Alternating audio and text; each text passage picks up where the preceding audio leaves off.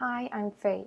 Today I'm going to review the film named The Great Gatsby, which was produced in 1974. The director of this name is Jack Clayton. The writer of the original novel is F. Scott Fitzgerald, and screenwriter is Francis Ford Coppola. The movie is quite similar to the original novel.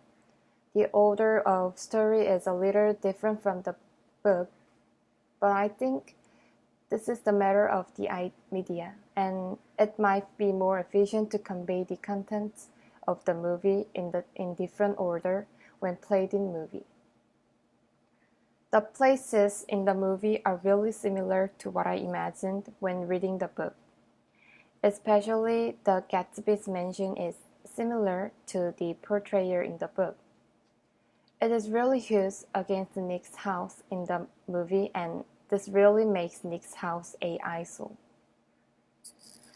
As for the apartment which the party was drawn, I thought this party may be luxurious like Gatsby's house, even though it's smaller than his house. But in the movie, the apartment seems not luxurious and expensive as I thought. However, through this, I could know how people in the age 1920 enjoy a party in the apartment. The actor Robert Redford, who plays the part of Gatsby, seems real Gatsby in the book. He looks like having great personalities, handsome and attractive as in the book. Especially, I think, he well acted in the scene when Gatsby is waiting for Daisy. I could feel his anxiety by his acting and became anxious as well, even though I knew Daisy will come. However, Sam Waterston, who performs the part of Nick, seems insensitive than the character Nick in the book. I expected more sensitive person for Nick, but his expression looks like a fool when he is in the apartment watching Myrtle, who speaks about the time when she met Tom. Also, Bruce Dern, who plays the part of Tom, doesn't seem tough and hulking as in the book. I think this is because of his appearance. In the movie, Tom doesn't have big build and even he's thin. Mia Farrow does a very good job as Daisy. Actually, I think she looks less attractive than I expected, but she performs well.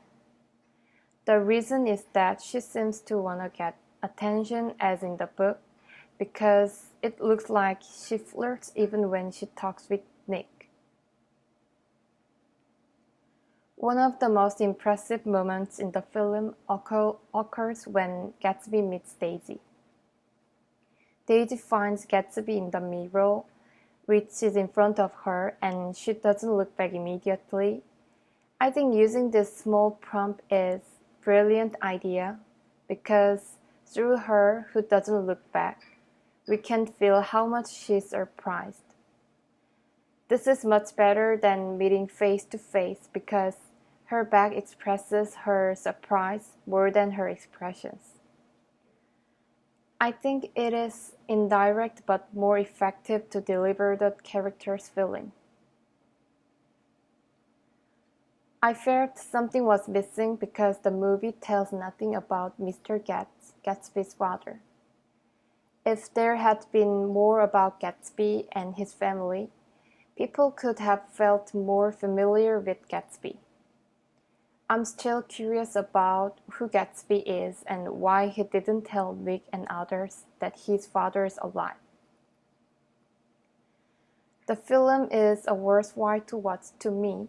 It's because I like the story of The Great Gatsby, and this movie contains same contents of the book.